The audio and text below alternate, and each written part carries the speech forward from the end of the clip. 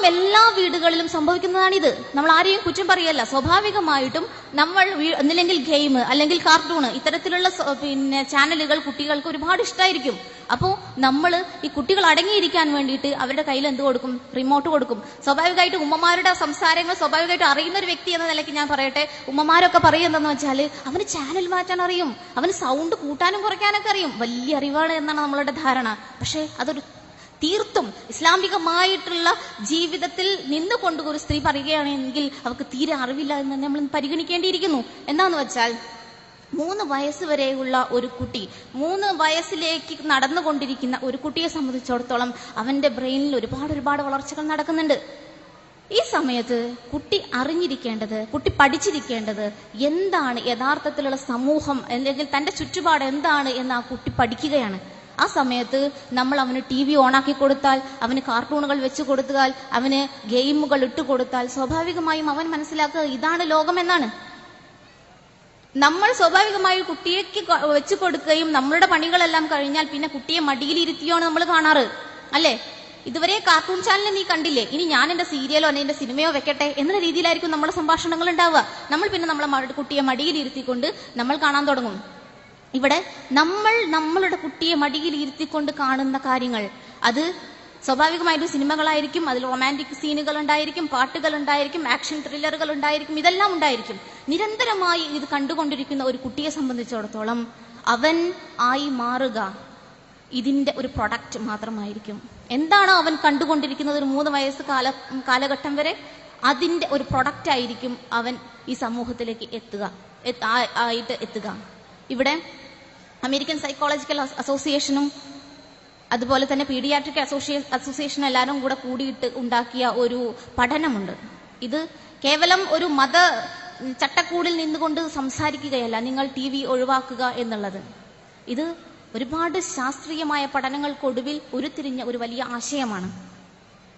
അവർ പറയുന്നത് തന്നെ ഇങ്ങനെയാണ്: നിങ്ങളുടെ മക്കളെ നിങ്ങൾക്ക് ഡോക്ടറാക്കണോ? നമുക്കറിയാം, നമ്മളുടെ മക്കളെ ഡോക്ടറാക്കാൻ പരിശ്രമിച്ചിട്ടുണ്ട്. എല്ലാ മക്കളും ഡോക്ടറായിട്ടുണ്ടോ? ഇല്ല. എങ്കിൽ നിങ്ങളുടെ മക്കളെ എഞ്ചിനീയർ ആക്കണോ? നമ്മൾ പരിശ്രമിച്ചിട്ടുണ്ട്. എല്ലാ മക്കളും നമുക്ക് എഞ്ചിനീയേഴ്സ് ആക്കാൻ നമുക്ക് സാധിച്ചിട്ടില്ല. എങ്കിൽ നിങ്ങളുടെ മക്കളെ നിങ്ങൾക്ക് ഒരു സാമൂഹിക വിരോധിയാക്കണമോ? എങ്കിൽ നിങ്ങളുടെ മക്കൾക്ക് TV-യിൽ ഇത്തരത്തിലുള്ള വീഡിയോകൾ നിരന്തരമായി കാണിച്ചു കൊടുത്താൽ മതി. അവൻ ഒരു സാമൂഹ്യ വിരോധിയായിട്ട് മാറാൻ നിങ്ങൾക്ക് അധികം കാത്തു നിൽക്കേണ്ടി വരില്ല. നിങ്ങളുടെ മക്കൾക്ക് എന്നും ആക്ഷൻ ത്രില്ലറുകൾ നിങ്ങൾ ഇട്ടുകൊടുത്താൽ മതി, അവൻ സ്വാഭാവികമായിട്ടും ആ ഒരു തലത്തിലേക്ക് എത്തിക്കൊള്ളും. ഇത് നമ്മൾ തിരിച്ചറിയേണ്ട ഒരു വലിയ വസ്തുതയാണ്. TV ഇല്ലാത്ത സമൂഹമില്ല, വീടില്ല. ആളുകൾ കയറി വരുന്നിടത്ത് തന്നെ, ലിവിംഗ് റൂമിൽ തന്നെ ഇന്ന് TV-യാണ്.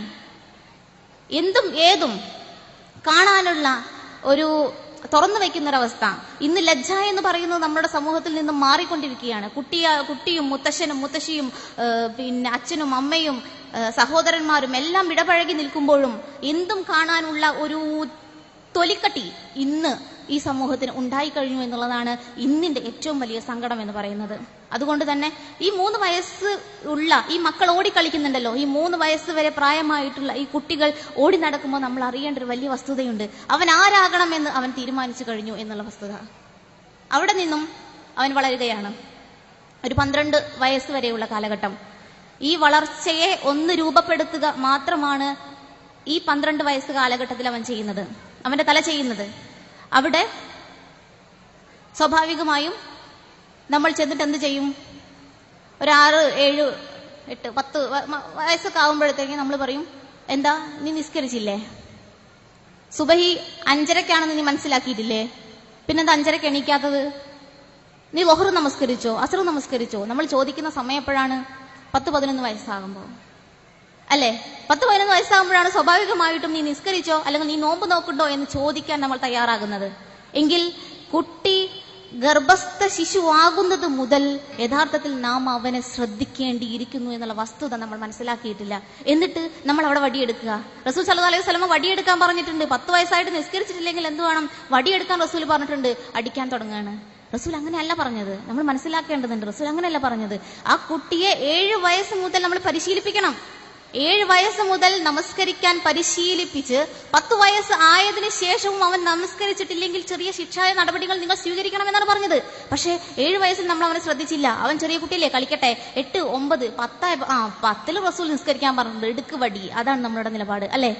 എങ്കിൽ നമ്മൾ മനസ്സിലാക്കേണ്ട വസ്തുത, നമ്മൾ യഥാർത്ഥത്തിൽ എവിടെ നിന്നാണോ തുടങ്ങേണ്ടത് അവിടെ നിന്ന് നമ്മൾ തുടങ്ങിയാൽ സ്വാഭാവികമായിട്ട് ആ മാറ്റം 10 വയസ്സായി കഴിഞ്ഞാൽ നമസ്കരിക്കാൻ സമയമായില്ലേ ഉമ്മ എന്ന് ചോദിക്കുന്ന കുട്ടികൾ ഇങ്ങോട്ട് ചോദിക്കുന്ന ഒരു അവസ്ഥ ഉണ്ടാകും. എൻ്റെ ഒരു സുഹൃത്ത്, അവർ നമസ്കരിക്കാൻ ചെറിയ കുട്ടിയാണ്, ഒരു 7 വയസ്സ് ആയിട്ടുള്ളൂ. ആ കുട്ടിക്ക് പറഞ്ഞു കൊടുത്ത ഒരു ടിപ്സ് ഞാൻ വേണമെങ്കിൽ നിങ്ങളോട് പറയാം. എന്താന്ന് വെച്ചാൽ, നമസ്കരിക്കാൻ സമയമായപ്പോൾ, ളുഹ്ർ നമസ്കരിക്കാൻ സമയമായപ്പോൾ ഇവർ ഒളു എടുത്തിട്ട് നമസ്കരിക്കാൻ കയറി. ഈ കുട്ടിക്ക് ഒരു പ്രത്യേകത ഉണ്ട്. ഞാൻ വലിയ ആളാണ് എന്ന് പറയുന്നത് വെച്ചാൽ ഒന്നിങ്ങനെ കേൾച്ചിയാൽ അവൻ സ്വാഭാവികമായിട്ടും കയറുന്ന ഒരു കുട്ടിയായിരുന്നു. എന്നാൽ എനിക്ക് ഭയങ്കരമായിട്ട് നല്ല വലിയ കുട്ടിയായില്ലേ, നീ അങ്ങനെ ചെയ്തോ ഇങ്ങനെ ചെയ്തോ എന്നൊക്കെ പറഞ്ഞാൽ വേഗം വീഴുന്ന ഒരു കുട്ടിയായിരുന്നു. അപ്പോ ഈ കുട്ടീനോട് ഉമ്മ ചോദിച്ചു, ളുഹ്ർ ബാങ്ക് കൊടുത്തു നീ കേട്ടോ? ആ കേട്ടു. വലിയ ആൾക്കാരൊക്കെ സമയമായ ആ സമയത്ത് നമസ്കരിക്കും, നീ ഇപ്പൊ വലിയ കുട്ടിയായിട്ടുണ്ടല്ലോ, എന്ത് പൊക്കാ വെച്ചിട്ടുള്ളത്, ഉമ്മാന്റെ അത്ര ആവാനായിട്ടുണ്ട്, നീ നമസ്കരിക്കുന്നില്ലേ എന്ന് ചോദിച്ചു. ഈ സമയത്ത് ഉമ്മ പിന്നെ നമസ്കരിക്കാൻ വേണ്ടിയിട്ട് കൈകെട്ടി നമസ്കരിച്ച് തിരിഞ്ഞു നോക്കുമ്പോ പിറകിൽ നിന്നുകൊണ്ട് ഒരാൾ നമസ്കരിക്കുന്നുണ്ട്, അവരുടെ മകൻ. അവൻ ഒതു കൊടുത്ത് വേഗം തന്നെ വന്ന് നമസ്കരിക്കുകയാണ്. അപ്പൊ നമ്മൾക്ക് ചില ടിപ്സുകൾ ഉപയോഗിച്ചുകൊണ്ട് നമ്മുടെ മക്കളെ ഇസ്ലാമികമായ പാഠങ്ങളിലേക്ക് ക്ഷണിക്കാൻ നമുക്ക് സാധിക്കും.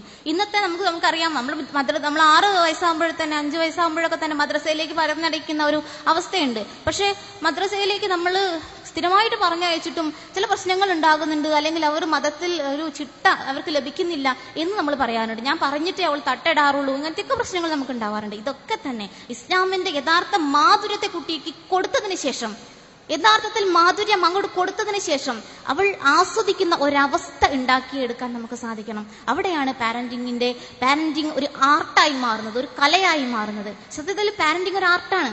എന്താന്ന് വെച്ചാൽ സ്നേഹവും ലിമിറ്റും അതതിന്റെ പരിധിയിൽ നിന്നുകൊണ്ട് നടത്തുന്ന ഒരുതരം ആർട്ട്. എന്താണ് സ്നേഹം? നമുക്ക് എല്ലാവർക്കും നമ്മുടെ മക്കളോട് സ്നേഹമുണ്ട്, ഇല്ലേ? നമ്മുടെ മക്കളോട് സ്നേഹമുണ്ട്. അവൻ താഴെ വീണ് കിടക്കുന്ന ഒരു കടലമണി എടുത്ത് കഴിച്ചിട്ടുണ്ടെങ്കിൽ നമ്മൾ പറയും അതിലെന്താണ്, അതിൽ രോഗാണുക്കൾ ഉണ്ടാവും, കീടാണുണ്ടാവും, അത് വയറിലെത്തിക്കഴിഞ്ഞാൽ അവൻ അസുഖം ഉണ്ടാകും, അല്ലേ? അത്രയും നമ്മളെ മക്കളെ നമ്മൾ സ്നേഹിക്കുന്നുണ്ട്, നമ്മൾ പരിഗണിക്കുന്നുണ്ട്, അല്ലേ? ഇവിടെ അങ്ങനെ പരിഗണിച്ച് വളർത്തിക്കൊണ്ടുവരുന്ന നമ്മളെ മക്കള് സ്വാഭാവികമായിട്ടും അവർക്ക് എന്തെങ്കിലും പറ്റുമ്പോൾ നമുക്ക് സഹിക്കാൻ സാധിക്കില്ല. ഇവിടെ